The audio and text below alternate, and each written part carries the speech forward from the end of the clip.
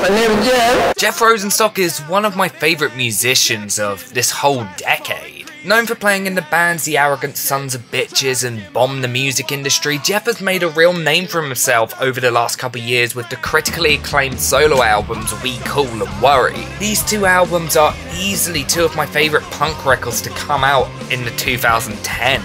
Jeff's music is fast, catchy and lyrically fantastic. We Cool was a cynical look at aging, full of self-loathing and self-ridicule, and Worry was this politically charged blast of anger and confusion. When Jeff released his third album, Post, completely out of nowhere on New Year's Day, it's safe to say I was incredibly excited. And although it took a little bit of time for the album to grow on me, I can easily say this is a super early album of the year contender.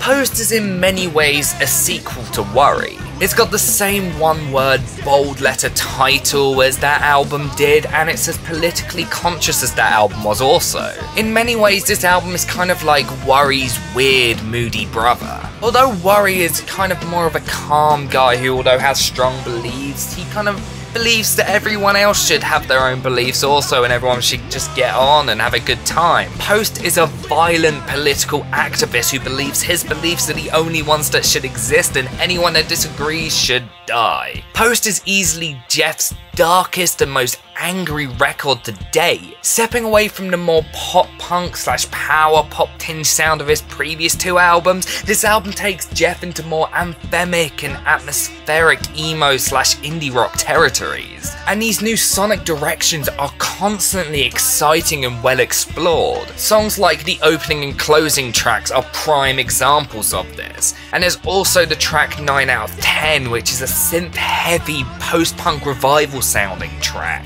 It's covered in that high gain delay sound that artists like Block Party and Interpol are known for using. But it also kind of sounds like this big pop rock ballad. It's one of the more adventurous and interesting songs on the album. Unlike Worry's Abbey Road inspired medley, which takes up the last 7 tracks of the album's 17-song track list, Post is an album of just 10 songs. But 2 of these songs are the longest songs that Jeff has ever written, and it makes the album the longest album that he's done to date.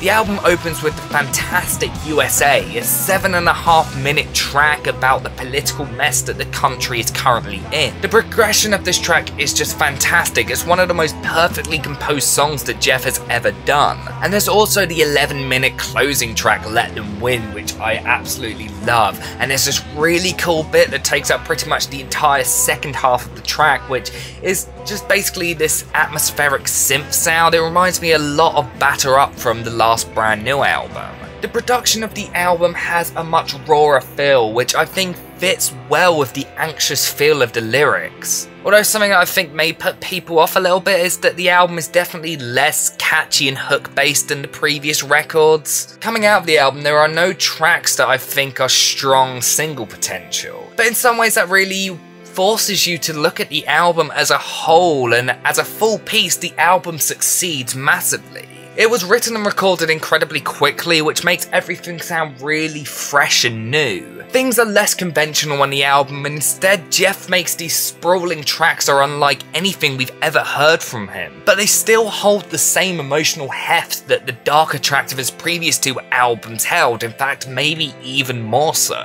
The album is a cathartic piece that asks important questions that I think everyone wants to ask, but no one really has the guts to speak out about. Post is an album from someone who is sick and tired of the world. This is produced in these songs that are broken, messy, but clever and well written. Although I personally still prefer We Cool and Worry, the album is still absolutely fantastic and definitely the album to beat for my #1 spot at the end of the year. So I give Post by Jeff Rosenstock a 9.5 out of 10.